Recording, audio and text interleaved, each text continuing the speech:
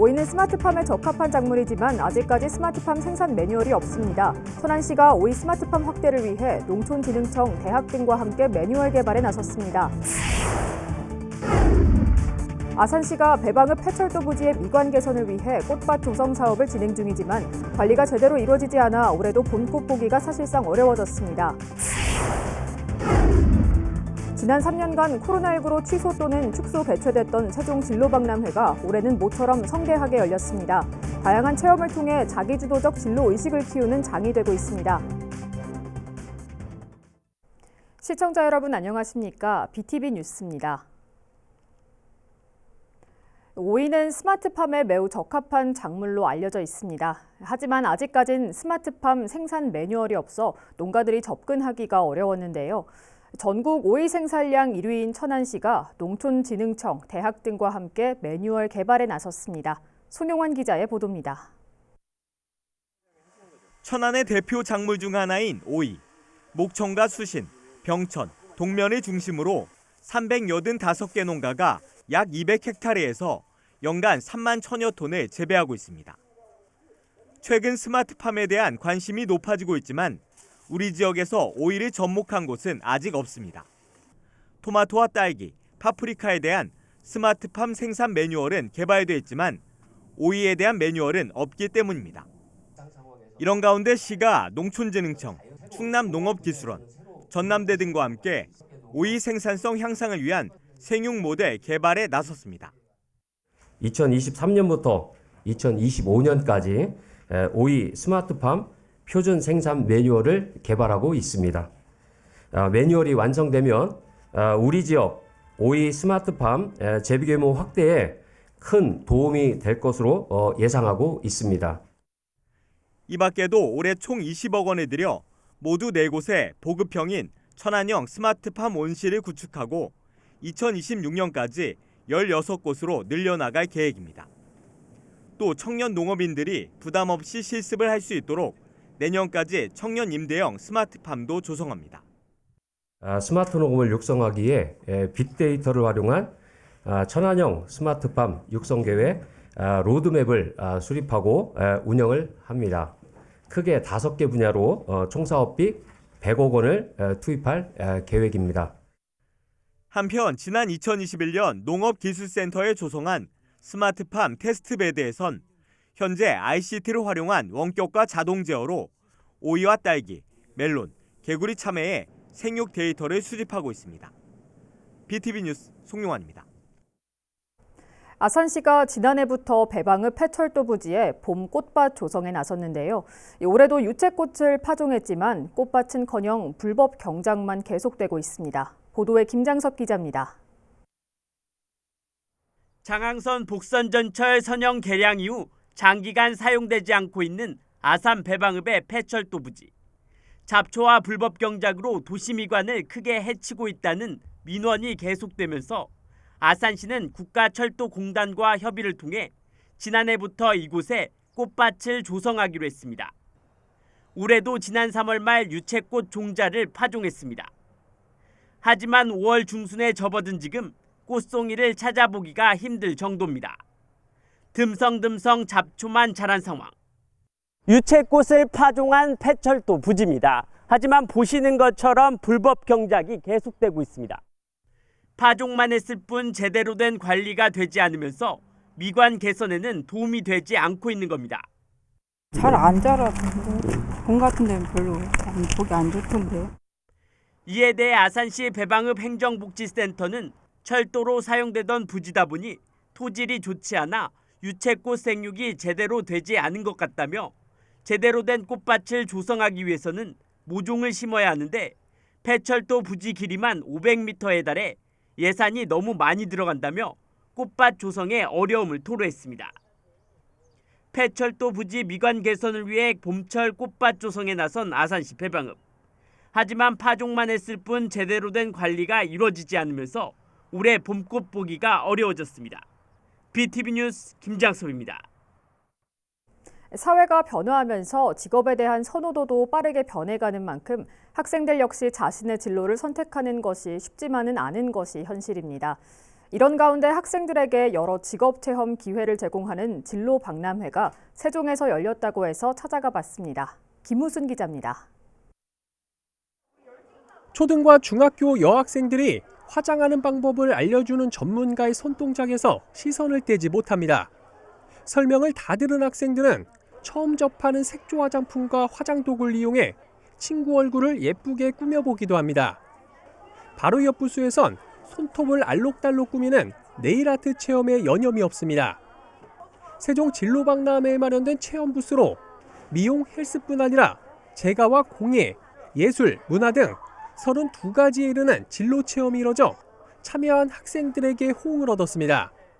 여러 가지 체험해서 재밌고 또 올 수 있다면 오고 싶어요.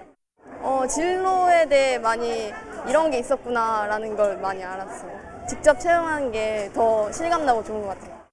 동아리실에선 진로 멘토 특강이 진행 중입니다. 로봇공학자부터 항공우주연구원과 색채 심리 상담사까지 모두 16가지 직업 분야의 전문성을 가진 진로 멘토가 참여해 평소 학생들이 가지고 있던 직업에 대한 궁금증을 말끔히 해소하는 시간을 가졌습니다. 색채 심리 상담사는 컬러를 통해 마음의 안정과 삶의 균형을 되찾을 수 있도록 도와주는 일을 하는 직업입니다. 세종교육청이 주최한 진로박람회가 남세종 종합청소년센터에서 열렸습니다.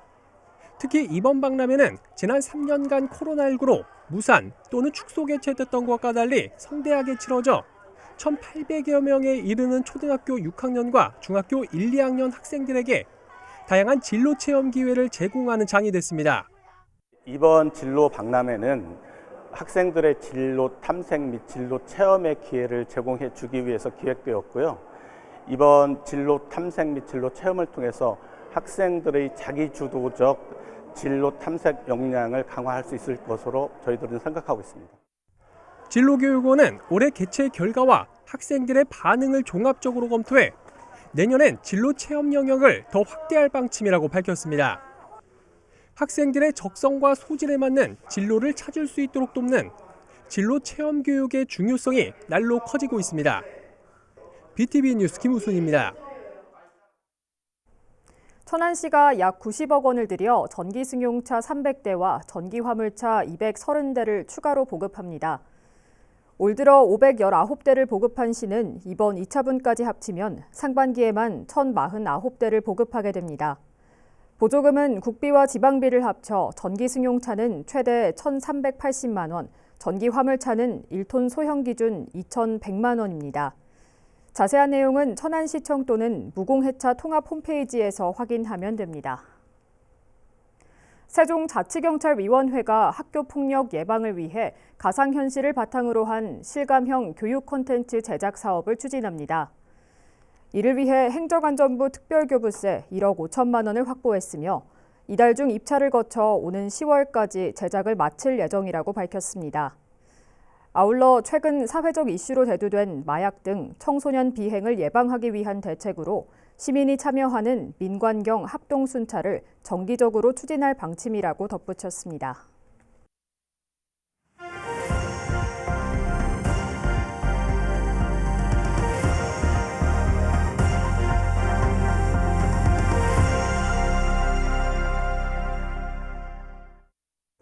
아이를 낳지 않는 요즘 출산율이 0.76명까지 내려간 가운데 어린이집도 빠르게 줄고 있습니다. 최근 5년 사이 전국 어린이집 5곳 중 1곳이 문을 닫았다고 하는데요. 정부의 저출생 관련 대책은 갈수록 다양해지고 있지만 보육 환경 개선 속도는 더디기만 합니다. 지역 소멸을 막아라 케이블 TV 공동기획 보도, 먼저 HCN 경북방송 전보근 기자의 보도입니다. 상주시 도심 한가운데 있는 어린이집입니다. 1995년 처음 문을 연 뒤 지난해 5월 문을 닫았습니다. 인근 또 다른 어린이집, 개원 20년 만인 올해 4월 폐원했고 이 자리엔 명상원이 들어설 예정입니다. 100명도 넘는 아이들을 대기를 하고 있었고 한 해가 지날수록 그 인원이 점점 줄어드는 모습들을 지금 보고 있거든요. 출산율이 그만큼 지난해 전국 시단위 기초단체 77곳 중 유일하게 소멸 고위험 지역으로 분류된 상주시. 2015년 60곳에 달하던 어린이집은 현재 28곳만 남았습니다. 24개 읍면동 가운데 어린이집이 한 곳도 없는 지역은 13곳으로 절반이 넘습니다. 내 동네에 어린이집이 없기 때문에 이렇게 시내로 나올 수밖에 없는 현상이거든요. 차량 지원비라든지 또 교통비라든지 이런 게 지원이 안 되기 때문에 저희가 현실적으로 거기 30분 들어가가지고 아이들을 한 명을 태우고 나오기에는 현실적으로 조금 어려움이 많습니다. 어린이집 줄폐원은 상주시만의 문제가 아닙니다.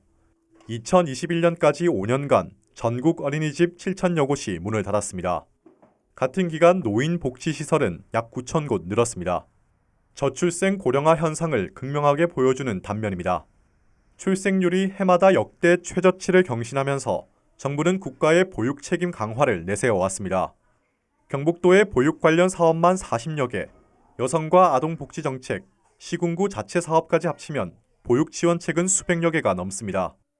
저출생 대책은 갈수록 다양해지고 있지만 아이를 낳고 키우는 일은 여전히 망설여지기만 합니다. 어린 자녀를 둔 부모님과 아이들, 자라나는 아이들, 저희 교직원들을 위해서도 그 작은 보건소를 지켜주듯 저희 어린이집도 지켜주셨으면 좋겠습니다. HCN 뉴스 전보글입니다. 어린이집 폐원 증가세는 경기도도 예외는 아닙니다. 저출생에 따른 영유아 감소로 문을 닫는 어린이집이 빠르게 늘고 있습니다. 많은 어린이집이 정원을 채우지 못하면서 운영의 어려움도 커지고 있는데요. 10,000곳이 넘었던 경기도 내 어린이집이 지난해 말 기준으로 9,430여 곳으로 내려왔습니다. 5년 사이 4,000곳이 넘게 줄어든 겁니다. SK 브로드밴드 김효승 기자의 보도입니다. 수원의 한 아파트 앞 유치원. 문이 잠긴 채 임대문이 팻말만 걸려 있습니다. 아이들이 뛰어놀던 놀이터는 먼지로 뒤덮였고 시설 곳곳이 부서져 있습니다. 운영난으로 문을 닫은 건데 주변의 다른 곳도 사정이 어렵긴 마찬가지입니다. 일부 어린이집은 예산을 좀 더 지원받을 수 있는 국공립으로 전환하기도 합니다. 국공립으로 전환을 하면은 인건비 지원이 되기 때문에 보육적으로다가 질 좋은 보육과 또 선생님들도 좀 더 능력 있는 선생님을 채용할 수가 있어서 아이들이 좀 더 많이 이용할 수 있는 그런 장점도 있을까 해서. 하지만 국공립 어린이집도 운영이 녹록지만은 않습니다. 영유아 수 감소에 코로나와 경제 침체 등이 더해지면서 현재 원생이 정원의 절반에 불과한 실정입니다. 경제가 굉장히 어려워짐으로 해서 근로자들이 퇴직을 하게 되고 영유아의 급격한 감소로 인하여 정원 충족률이 약 50% 정도밖에 되지 않고 있습니다. 그렇게 운영을 하려다 보니까 굉장히 어린이집 운영이 어려운 상황들에 지금 처해 있는 상황입니다. 어린이집 현장의 목소리 들어봤는데요. 실제 통계로 현실을 살펴보죠. 4,098. 최근 5년 사이 폐원한 경기도 내 어린이집 수입니다. 운영난에 매년 수백 곳씩 폐원이 이어지고 있는 건데요. 도내 어린이집 현황 보실까요? 2020년 1,800여 곳이었던 그 수가 2021년 1,170여 곳, 지난해는 말 기준으로 9,430여 곳으로 등록돼 어린이집 수가 10,000곳 아래로 내려왔습니다. 한편 국공립 어린이집의 경우엔 정책적으로 지원하고 있어서 그 수가 증가하고는 있는데요. 하지만 2020년 1,060곳이었던 그 수가 지난해에는 1,320여 곳으로 전체에 비해선 여전히 많지 않은 상황입니다. 국공립이나 민간 어린이집 모두 운영상의 어려움이 계속되고 있기 때문입니다. 경기도 내 어린이집의 정원 충족률은 78%입니다. 많은 어린이집이 정원수를 채우지 못하고 있는 겁니다. 점점 아이들이 줄고 운영이 어려워지면 문을 닫는 곳도 더 늘어나겠죠.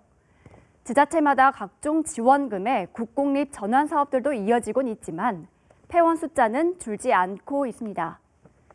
어린이집 폐원 문제가 다시 경력 단절과 출산율 감소를 비롯한 사회 문제로 이어질 수 있는 만큼 비용이 아닌 투자의 개념, 지역이 아닌 국가적 차원에서 지원을 늘려야 한다는 목소리가 나오고 있습니다.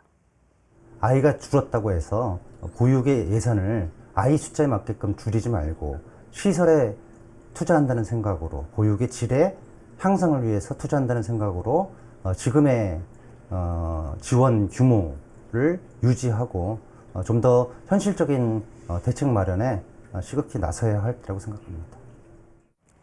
인구 절벽 속에 줄어드는 어린이집. 단순한 양육이 아닌 아이 키우기 좋은 환경을 조성하기 위해 더 큰 관점에서 해법을 마련해 가야 할 것으로 보입니다.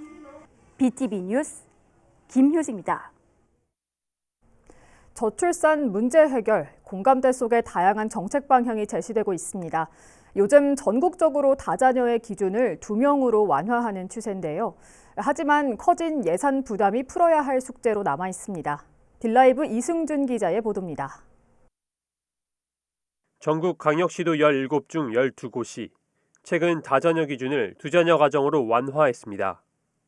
서울시의 경우 이미 조례 개정을 통해 기준을 낮췄고 다자녀 가족 지원 대상을 막내 기준 만 18세로 올리는 방안과 전기료와 난방비, 양육, 보육, 교육, 교통비 등을 추가로 지원하는 조례가 현재 시의회 심사를 거치고 있습니다. 예전과 다르게 2자녀가 이제 다둥이 가정이 된다고 하는 볼 수가 있으니까 그 가족서부터 지원을 한다 하면 좀 더 그 저출산 문제에 대해서 적극적으로 대처할 수 있는 방안이 아닐까 싶습니다. 문제는 예산입니다. 중앙정부 차원에선 정책 방향이 잡히고 있지만 지자체로 범위를 좁히긴 쉽지 않아 보입니다. 혜택을 받는 사람들이 크게 증가하기 때문입니다. 노원구의 현황을 살펴보겠습니다. 3자녀 이상 가구는 약 2,000세대인 반면 2자녀 이상 가구는 약 2만 세대로 지원 범위가 세대 기준 무려 10배 이상 넓어집니다. 지원금 기준이라든지 종류라든지 좀 변경한 후에 2자녀로 확대하는 걸로 그렇게 해야 될 부분이라서 안 그래도 지금 하반기 취급을 해야 되는 상황이에요. 그래서 2자녀로 확대하는 거는 올해 당장 하기는 좀 어려움이. 광역시로 범위를 넓혀봐도 부산시의 경우 예산 부담이 큰 탓에 기준 완화가 2년 넘게 포류 중인 상태입니다. 별로 재정 자립도가 좀 달라서 이제 다른 지역에 비해서 우리 지역에는 다자녀 가구 지원이 좀 적지 않느냐 이렇게 느껴지는 부분들은 있을 수 있습니다. 뭐 일률적으로 이것이 옳다, 이 기준을 따라라라고 할 수 있는 사실은 지금 법적 근거도 없고 또 지역별로 상황이 다르기 때문에 지역의 실정에 따라 복지 범위도 달라질 수 있는 상황. 재정 자립도가 낮은 지자체의 경우 정부 지원이 필요하다는 목소리도 있습니다. 결국 저출산 문제 해결에 유의미한 효과를 보기 위해선 각 지자체별로 집행부와 관련 기관의 면밀한 협의가 필요해 보입니다. 딜라이브 뉴스 이승준입니다. 출산율 저하에 기존 3자녀 이상 가정에 주어지던 다자녀 혜택이 2자녀 가정으로 확대되고 있는 건데요. 한편 정부는 지난해부터 지방 소멸을 막기 위한 대책으로 인구 감소 지역에 예산을 나눠주고 있습니다. 이른바 지방 소멸 대응 기금인데요. 전남 지역의 경우 올해까지 3천억 원 넘게 배정됐는데 현재 어떤 사업들이 진행되고 있는지 살펴봤습니다. LG 헬로비전 송아영 기자가 보도합니다. 오랜 기간 수도권에서 생활하다 현재는 신안과 목포 등에서 낙지 조업 활동을 하는 임정인 씨. 지난해 신안군에서 어선을 임대받아 본격적으로 어업 활동에 뛰어들었습니다. 임 씨가 월 임대료로 지출하는 금액은 3만 원 정도. 신안군이 중고 어선을 구입한 뒤 어선 가격의 0.3%를 임대료로 받고 빌려주는 겁니다. 임 씨는 직접 어선을 구입할 경우 수억 원이 필요해 부담스러웠지만 이 사업을 통해 적은 금액으로도 안정적으로 정착할 수 있어 도움이 됐다고 말합니다. 젊은 사람들, 특히 젊은 사람들이 들어와서 이렇게 안주할 수 있고 시골에서 정착할 수 있지 않겠나 싶습니다. 이 사업 혜택을 받고 운영을 해 간다면 충분히 자기가 속한 신안군에서 정착해 내리라 봅니다. 신안군은 지난 2019년부터 청년 어선 임대 사업을 추진하고 있습니다. 그동안 군비로만 추진됐던 사업은 지난해부터 지방소멸 대응기금이 투입돼 탄력이 붙었습니다.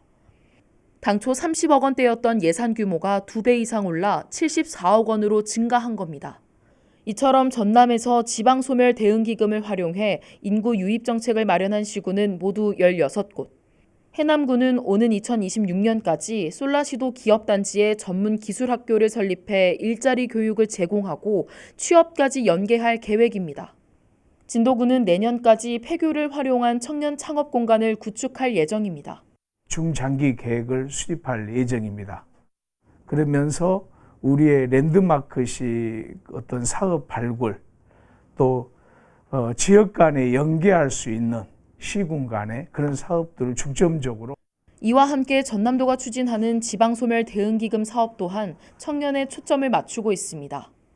순천과 무안에는 지상 4층 규모의 청년 문화센터가 조성되는데 창업점포와 공유 사무공간, 체육시설 등이 마련됩니다. 광양과 목포, 여수에는 공공산후조리원이 처음으로 설치됩니다. 도에서는 청년 정주 여건 개선, 그다음에 청년들의 창업, 그리고 출산 지원 정책을 3가지 바탕을 기본으로 해서 사업을 발굴했습니다. 지역 소멸 위기에 벗어나기 위해 대대적인 기금을 투입해 새로운 사업에 나선 전남도.